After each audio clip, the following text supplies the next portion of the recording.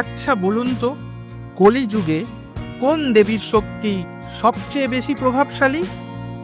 যে যুগে অশান্তি, ভয় ও বিভ্রান্তির কালো মেঘ ঘনিয়ে আসে, সেখানে কোন মহাশক্তি সবার চেয়ে বেশি জাগ্রত হয়ে ওঠেন? পুরাণ ও তন্ত্রশাস্ত্রের গভীর পাঠ বলে, কলিযুগে অনেক দেবতা শান্তভাবে বিরাজ করেন, কিন্তু উগ্র রূপধারিণী দেবীগণই বিশেষভাবে সক্রিয় হয়ে ওঠেন এই যুগের সংকট মোকাবিলায়। যেমন মা কালী, তিনি স্বয়ং সময়ের অধীশ্বরী। যেখানে ধ্বংস সেখানে সৃষ্টির বীজ, যেখানে অন্ধকার সেখানেই তার আবির্ভাব। কলিযুগ হলো সময়ের চরম সংকটকাল, তাই কালী এ যুগের সর্বাধিক সক্রিয় ও শক্তিশালী। তিনি শুধু ধ্বংসই নন, সংহারের মাধ্যমেও নতুন পথ দেখান।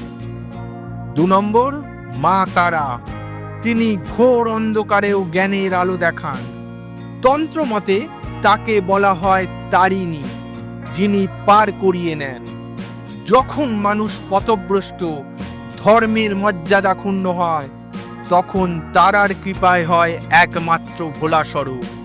তিনি গুরু, তিনি মুক্তিদাত্রী। 3 নম্বর, মা চণ্ডী, তিনি অসুরদের সংহারকারিণী, অন্যায়ের বিরুদ্ধে সাক্ষাৎ যুদ্ধের দেবী। দেবী ভাগবতে বলা হয়েছে, যখন অধর্ম বেড়ে যায়, চণ্ডী স্বয়ং শস্ত্র ধারণ করে ধর্মের পক্ষে যুদ্ধ করেন। কলিযুগে তিনি ন্যায়ের সুরক্ষাকারী শক্তি হিসাবে জাগ্রত হন।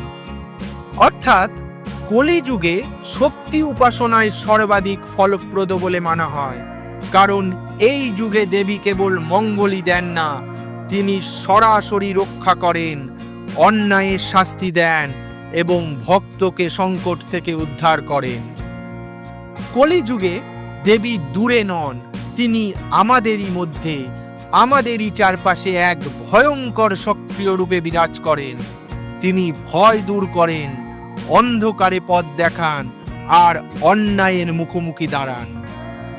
গল্পটা কেমন লাগলো অবশ্যই জানাবেন এবং কমেন্টে লিখুন আপনার মতে কলিযুগে কোন দেবীর শক্তি সবচেয়ে বেশি জাগ্রত, মা কালী, মা তারা নাকি মা চণ্ডী। আর গল্পটা ভালো লাগলে বন্ধুদের সঙ্গে শেয়ার করে দেবেন এবং মিথিক বাংলা চ্যানেলকে সাবস্ক্রাইব করতে ভুলবেন না। মিথিক বাংলা, যেখানে পুরাণ জীবন্ত হয়।